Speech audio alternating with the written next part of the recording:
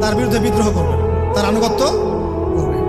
জেনে রাখো, শেষে তিনি জেনে রাখো হে মানব জাতি, আজকে থেকে কুল্লুকুম মিন আদম, তোমরা সবাই আদম সন্তান, ওয়া আদামু মিন তুরাব, আর আদম হচ্ছে মাটির সন্তান।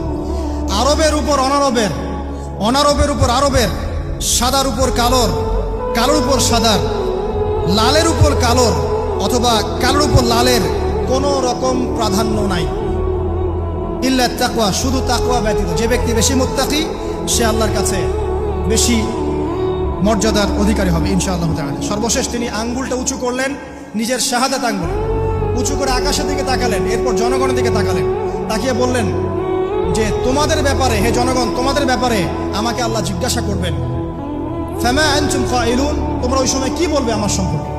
তখন সাহাবীরা বললেন, আমরা বলবো যে আপনি বাল্লাগতা রিসালাতাক, আপনি আপনার রিসালাত পৌঁছে দিয়েছেন, ওয়া জামানাতাক, আপনার